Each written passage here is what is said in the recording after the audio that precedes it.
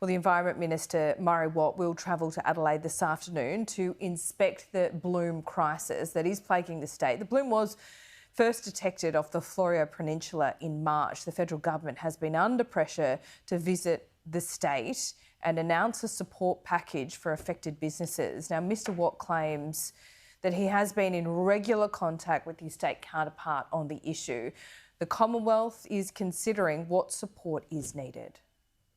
I was taking a walk and I saw a dead shark, a number of dead rays, dead fish, dead cuttlefish, scenes I'd never seen in all of my decades walking along Adelaide beaches. This is a deeply, deeply concerning and distressing situation, but it's also quite a new situation, not just for South Australia, but for the country. We've never seen a bloom quite like this, of this algal type, Fleurieu Peninsula.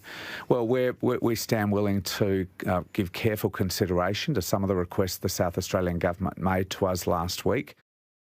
The sheltered bays of the Yorke Peninsula have long provided pristine waters to grow some of the best oysters in the world. But for some farmers, not one has been pulled from the ocean in months. Here we are, day 75 since I've sold an oyster. Steve Bowley has farmed oysters in Stansbury, situated on the southeastern coast of the Yorke Peninsula, for 20 years and has felt the full brunt of the toxic algal bloom. If it went on for 3 more months without any sort of support, we'd be stuffed. He's one of 80 seafood industry workers who have had to shut up shop as the bloom spreads across the South Australian coast. They are without any sales at all for 2.5 months now, so it's really impacting on their businesses, their cash flow and their personal and family lives.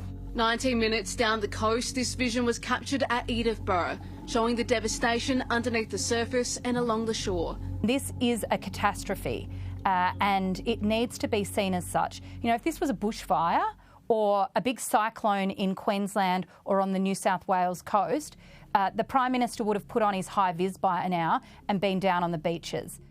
Acting Premier Susan Close told Sky News that the state government is in the process of requesting disaster recovery funding from the federal government, but getting that request accepted could be difficult. That requires the federal government to recognise this as a disaster, and that has been a challenge because of the criteria that currently exist. Under the disaster recovery funding arrangements, a natural disaster is one or a combination of these rapid onset events, including bushfires, earthquakes and floods. The environment and our climate doesn't abide by bureaucratic lists and checklists. We're the parliament. We can make the rules fit what the community needs. Green Senator Sarah Hanson-Young is proposing changes to natural disaster criteria happen as soon as possible. If the rules need to change, then we should be doing it as a matter of urgency next week when Parliament sits. A declaration of a natural disaster would allow for the federal government to fund up to 75% of assistance available to individuals and communities. It would provide personal hardship and distress assistance, concessional loans or interest subsidies for small businesses and primary producers, and community recovery funds. A rescue package, I guess, is what I'd call it. Someone needs to pull the trigger on this being a monumental disaster it's of national significance. It's all about being relative.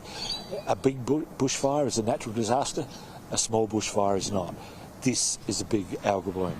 Monique Van Hayden, Sky News, Adelaide.